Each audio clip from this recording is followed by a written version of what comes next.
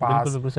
जब लैंड को कब्जा करना हो तो वहां पर एक हरी चादर चढ़ा दो, मजार बना दो, धीरे धीरे वहां मोमबत्ती जला दो, वहां पे कुछ ऐसा कर दो, प्रसाद चढ़ा दो, फिर उसके बाद वहां एक मकबरा बना दो, वहां पर एक मस्जिद टाइप का स्ट्रक्चर बना दो। ये तो सब जगह हो रहा है, सड़कों पर, रेलवे स्टेशन पर, इवन गवर्नमेंट प्रॉपर्टीज पर, पब्लिक प्लेसेस पर। तो देखा है हमने कि बीच बीच सड़कों में भी ये बन गए। हाँ, तो ये एक उदाहरण मैं आपको देता हूँ। एक सहारनपुर रोड पे एक 9 गजा पीर बहुत फेमस है, 9 गजा पीर, उसमें बहुत सारे हिंदू जाते हैं, उनकी श्रद्धा है उसमें। वो सैयद इब्राहिम बादशाह की कब्र है। अब ये देखो 9 गज यानी कि 27 फुट, 27 फुट की कब्र है। कौन सा ऐसा आदमी है जो 27 फुट जगह लेता है दफन होने में? इसका मतलब वो 27 फुट का था स्वाभाविक, और वो इतना फेमस है 9 गजा पीर। सेंसलेस, ये हिंदुओं को नहीं जाना चाहिए। आप अपने विनाशकों की क्यों उपासना करते हो?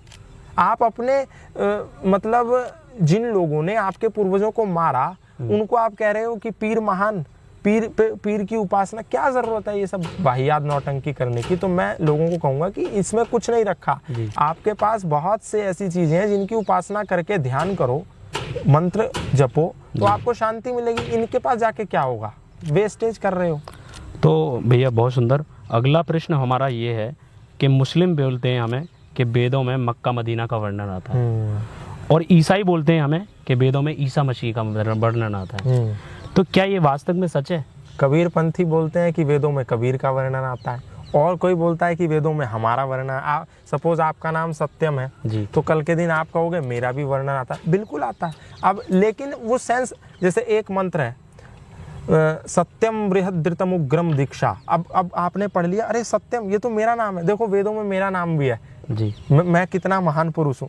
वो कुछ और कह रहा है, उसको समझो। जीवेमः शरदः शतम एक वेद का मंत्र है। पश्येमः शरदः शतम, शृणुयामः शरदः शतम, प्रब्रवामः शरदः शतम, शरदः शतात मदीनः। ये मंत्र कहता है कि आप 100 साल जिए। Happy birthday to you, may God bless you, है ना ये अंग्रेजी में। तो ऐसे ही उसमें है जीवेमः शरदः शतम, शृणुयामः शरदः शतम, प्रब्रवामः शरदः शतम, शतात मदीना। तो उसे शतात मदीना, मदीना मदीना देखो मक्का मदीना का वर्णन आ गया। पागल मतलब हो गए कि ये देखो हमारे वेद में तो, तुम्हारे वेद में तो हमारे मक्का मदीना का भी वर्णन है। ईसावास्यम इदम सर्वम यत् किंचित जगत्याम जगत। अब उन्होंने बोले देखो ईसा मसीह का वर्णन है, जबकि वो ये कहता है ईसावास्यम इदम सर्वम, इस पूरे ब्रह्मांड में ईश्वर का वास है। ईसा मसीह नहीं है, वो ईश्वर है। लेकिन इन ईसा मसीह को, क्रिश्चियनिटी को मानने वालों का देखो ईसा, हमारे ईसा कितने महान है, तुम्हारे वेदों में भी उसका वर्णन है। ऐसे ही कबीर मनीषी स परिगात शुक्रम अकायम अवृणम अस्नाविरम शुद्धम अपाप विद्वम कवि मनीषी, कवि का है ना कि कबीर, दोनों को कंबाइन करके बोल दे कबीर का वर्णन है। तो ऐसे बहुत सारे लोग हैं जो आ जाते हैं निकल करके, फिर वो कहते हैं कि देखो इसीलिए मक्का मदीना महान है, इसीलिए इस्लाम महान है क्योंकि तुम्हारे वेदों में भी उसका जिक्र है, इसीलिए हमारे ईसा मसीह सबको फॉलो करना चाहिए ईसा मसीह, क्योंकि तुम्हारे वेदों। मतलब ये तो मूर्खता वाली बात हो गई ना भाई।